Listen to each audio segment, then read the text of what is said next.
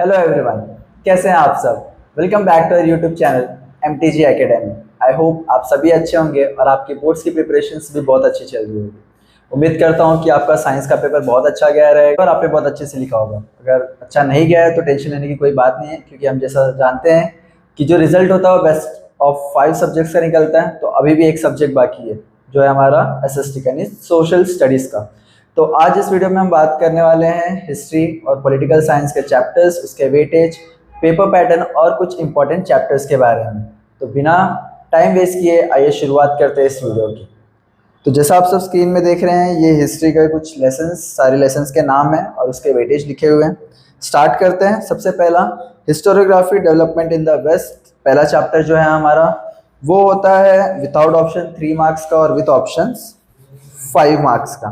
ठीक है, आगे बढ़ते हैं। सेकेंड लेसन जो है हमारा हिस्टोरियोग्राफी इंडियन ट्रेडिशन, ये भी होता है विदाउट ऑप्शन 3 मार्क्स और विथ ऑप्शन 4 मार्क्स के लिए।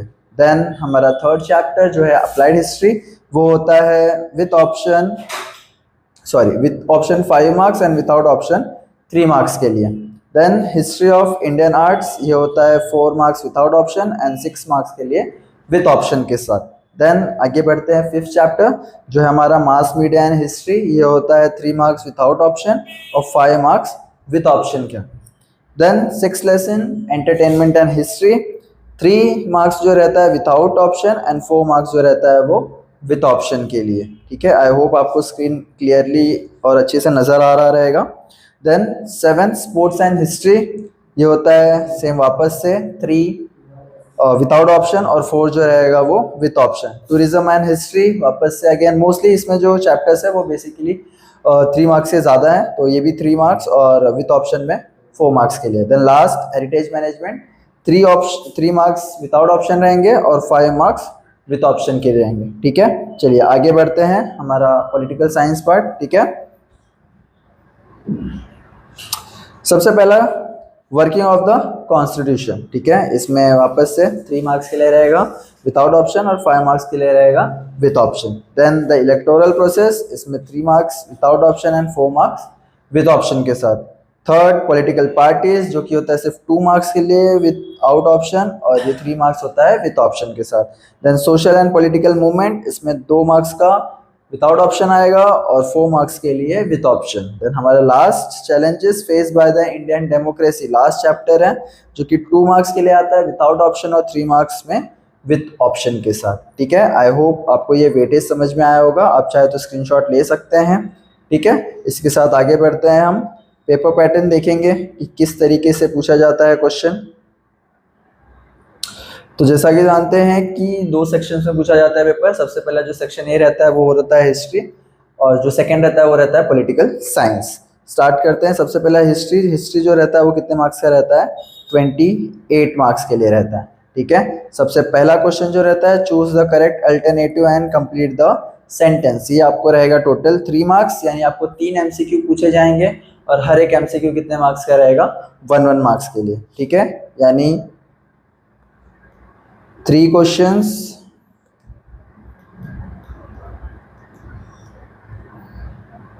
3 मार्क्स के लिए। ठीक है, नंबर ऑफ क्वेश्चन 3 और 3 मार्क्स के लिए रहेगा, 1 question 1 marks. Then same question number 1 में बी आएगा।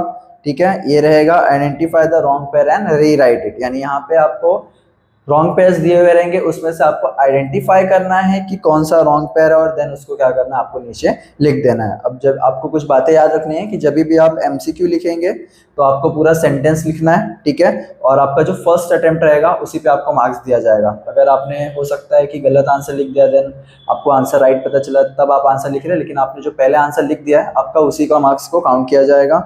या फिर हो सकता है कि आपने गलत आंसर, सही आंसर लिखा है देन उसको रॉन्ग करके कुछ और लिख देते हैं, फिर आपको पता चलता है कि ये राइट आंसर था, उसको अगर आप करेक्ट करेंगे ठीक है तो वो आपको मार्क्स मिले उसमें। ठीक है, देन क्वेश्चन नंबर 1B की बात करूँ तो आइडेंटिफाई द रॉन्ग पेयर, इसमें आपको रॉन्ग पेयर आइडेंटिफाई करना है। ठीक है, और उसके बाद क्या करना है, उसको रीराइट करना है। ठीक है, करेक्ट करने के लिए PYQs मैंने चेक किया तो उसमें करेक्ट करने के लिए नहीं पूछा जा रहा है, सिर्फ आपको क्या करना है, रॉन्ग पेयर आइडेंटिफाई करना और सिर्फ उसको वापस से लिख देना है। इसमें भी आपको 3 क्वेश्चंस पूछे जाएंगे। ठीक है, हर एक क्वेश्चन कितने मार्क्स का रहेगा? 1 मार्क्स ईच। देन आगे बढ़ते हैं question number 2, do as directed, यानी इसमें आपको कंसेप्ट मैप्स, टाइमलाइन, ठीक है, देन डायग्राम्स को कंप्लीट करने के लिए ये सारे क्वेश्चंस पूछे जाएंगे। इसमें आपको 3 विथ ऑप्शन रहेंगे जिसमें से आपको 2 कंप्लीट करना है, यानी एक क्वेश्चन जो रहेगा वो कितने मार्क्स का रहेगा, 2 मार्क्स के लिए रहेगा, ठीक है। क्वेश्चन 2 एंड 4 मार्क्स, ठीक है, इसमें से एनी 2 करना है आपको, ठीक है। तो अच्छे से सारे कंसेप्ट मैप्स, टाइमलाइंस सब कुछ करके जाइए ताकि आप इसमें आपका मार्क्स डिडक्ट ना हो।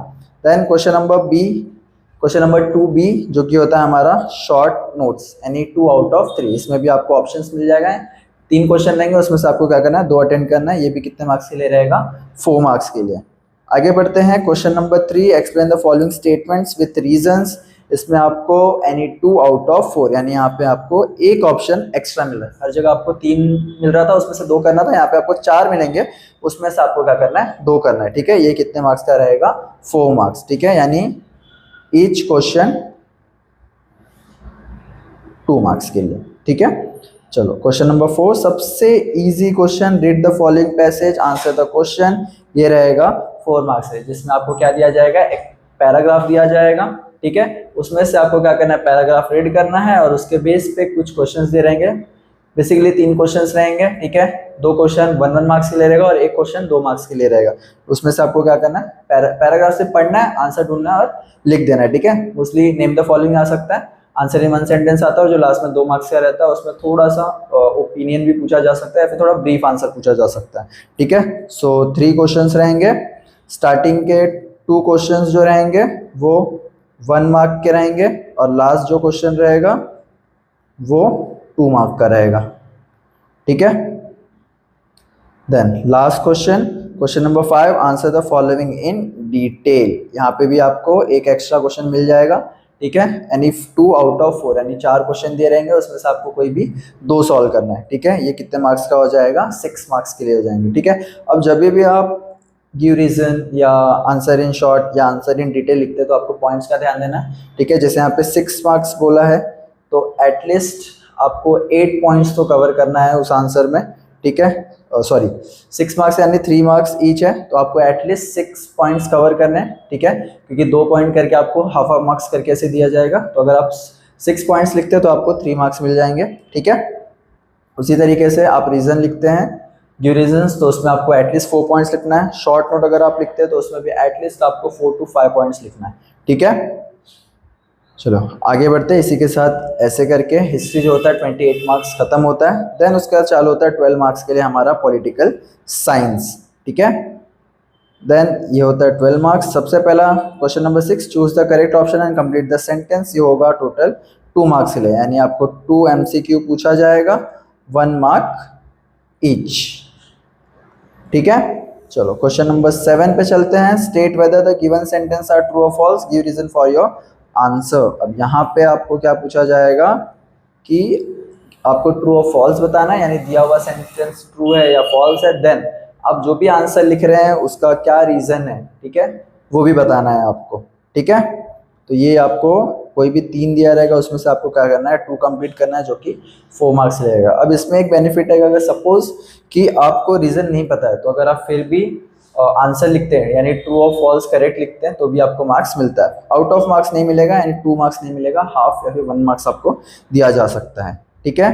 देन क्वेश्चन नंबर 8 की बात करें तो एक्सप्लेन द फॉलोइंग कंसेप्ट्स, ठीक है। यहाँ पे आपको जैसे शॉर्ट नोट है हिस्ट्री में, उसी तरीके से यहाँ पे एक्सप्लेन द कंसेप्ट, जैसे पॉलिटिकल पार्टी हो गया, ठीक है, वुमेन एम्पावरमेंट, इस तरीके से क्वेश्चन आएंगे। उसमें से क्या करना है, 2 दिए रहेंगे, उसमें से आपको कोई भी एक अटेंड करना है। कितने मार्क्स ले रहेगा, 2 मार्क्स के लिए रहेगा, ठीक है। Second last question, question number 8 का भी डू एज डायरेक्टेड। इसमें आपको concept like fill in the blanks, timeline, diagrams complete करने के लिए ऐसे क्वेश्चन आएंगे, ठीक है। 2 दिए रहेंगे, उसमें से कोई भी एक कंप्लीट करना है आपको, ठीक है। बेसिकली हमारे नेशनल पार्टीज कितने हैं, ठीक है, या फिर ईयर दिया रहेगा, टाइमलाइन दिया रहेगा, उसमें कौन से ईयर में कौन सी पार्टी फॉर्म हुई है, कौन कौन से मूवमेंट्स थे, ठीक है। ऐसे करके आपको क्या करना रहेगा, कंसेप्ट मैप या फिर डायग्राम्स को कंप्लीट करना रहेगा, या फिर functions of the electoral process दिया रहेगा। तो ये सारी चीज़ें आपको क्या करना है, कंप्लीट। तो आप प्लीज़ सारे जितने भी टाइमलाइंस है, डायग्राम्स है, ठीक है, ये सारी चीज टेबल जो है वो सारी चीज़ें कंप्लीट करके जाइए, ठीक है। देन लास्ट क्वेश्चन जो होता है वो होता है हमारा आंसर इन ब्रीफ। 2 क्वेश्चन रहेगा, उसमें से कोई भी आपको एक अटेंड करना है, 2 मार्क्स के लिए रहेगा। ठीक है, तो इस तरीके से हो जाते हैं 12 मार्क्स पॉलिटिकल साइंस के। 2 + 4 6, 6 + 2 8, 8 + 2 10 एंड 2 = 12 मार्क्स। ठीक है, तो हमने हिस्ट्री का देख लिया, पॉलिटिकल भी देख लिया। ठीक है, अब लास्ट में हम बात कर लेते हैं कुछ इंपॉर्टेंट चैप्टर्स की जो आपको कवर करना रहेगा। ठीक है, आइए स्टार्ट करते हैं हम हिस्ट्री के साथ। सबसे पहला जो स्टार्टिंग के 3 चैप्टर्स हैं वो आपको कवर करना होगा। ठीक है, क्योंकि ये इनके ऊपर ज़्यादा क्वेश्चंस बनते हैं। ठीक है, एमसीक्यूज में भी आते हैं, शॉर्ट नोट्स के ऊपर भी आते हैं, जैसे कि अप्लाइड हिस्ट्री। ठीक है, इसके ऊपर ही आता है। देन बात करते हैं मास मीडिया एंड हिस्ट्री की। मास मीडिया एंड हिस्ट्री में बेसिकली कैसे प्रीवियस टाइम में कैसे रेडियो, टेलीविजन और न्यूज़पेपर कैसे रोल फंक्शन करते थे, उस टाइम पे कैसा इंपॉर्टेंस था उनका।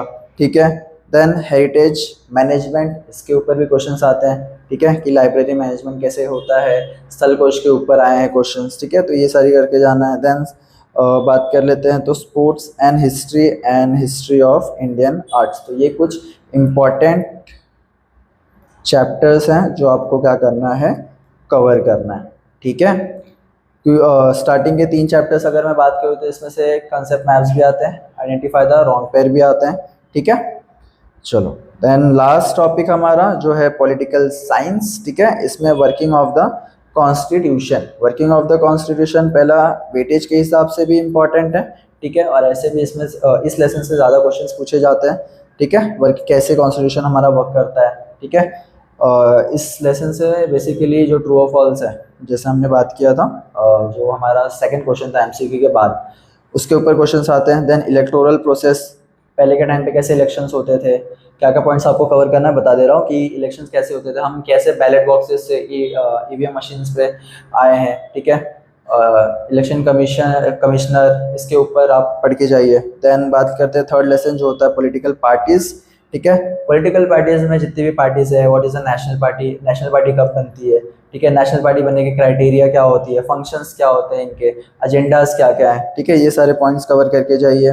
Then social and political movements, इसमें आपको बेसिकली जितने भी मूवमेंट्स हैं, जैसे ट्राइबल मूवमेंट हो गया, वुमेन एम्पावरमेंट हो गया। ठीक है, ये सारी चीज़ें करके जाइए। एंड लास्ट जो चैप्टर है challenges face by the Indian democracy, इसमें क्या चैलेंजेस फेस हुए इंडियन डेमोक्रेसी के साथ। ठीक है, वो सारी चीज़ें आपको बताना है। ठीक है, लेसन आप एक बार देख लीजिए जो भी इम्पोर्टेंट है। बेसिकली इसमें मैं कहूँ तो स्टार्टिंग के जो 3 लेसन्स हैं उसके ऊपर पूछा जाता है। ठीक है, और इसमें से जो मैंने पॉइंट बताया कि मूवमेंट जो है, जैसे कि ट्राइबल मूवमेंट, वुमेन एम्पावरमेंट, ये सारी चीज़ें। ठीक है, और इसके ऊपर कि जैसे जो डोमेस्टिक वायलेंस है वो फेस किया जाता है वुमेन से, इसके ऊपर क्वेश्चंस आए हुए हैं। ठीक है, और इलेक्टोरल प्रोसेस का मैंने ऑलरेडी बता दिया कि इलेक्शन प्रोसेस कैसे होता है, कैसे मैनेज किया जाता है, ये सारी चीज़ें आपको पढ़नी है। ठीक है, तो इसी के साथ आई होप आपको ये वीडियो समझ में आ रहेगा। आई होप कि इस वीडियो में मैंने जो भी चीज़ें बताई हैं, जैसे वेटेज हो गया, इंपॉर्टेंट चैप्टर्स हो गए, और पेपर पैटर्न हो गया, और क्या क्या पॉइंट्स आपको इस चैप्टर से कवर करना है। ठीक है, ये सारी चीज़ें आपको आई होप आपको समझ में आई होगी। तो शेयर कीजिए इस वीडियो को पूरा अंत तक देखिए, ताकि ये सारे पॉइंट जो मैंने बताया कुछ भी छूट ना जाए आपसे, आप वो सारी चीज़ें कवर कर सकें। आप इस चैनल पर अगर न्यू है तो प्लीज़ सब्सक्राइब कीजिए इस चैनल को, और प्लीज़ नीचे दिए हुए बेल आइकन को भी प्रेस कीजिए, ताकि जो भी हम न्यू वीडियोस या लेटेस्ट अपडेट्स रहेंगे हमारे वीडियो से, वो आप मिस ना कर सकें। शेयर कीजिए इस वीडियो को, लाइक कीजिए, कमेंट कीजिए, और बने रहिए हमारे साथ। तब तक के take care, keep learning and keep going. Thank you.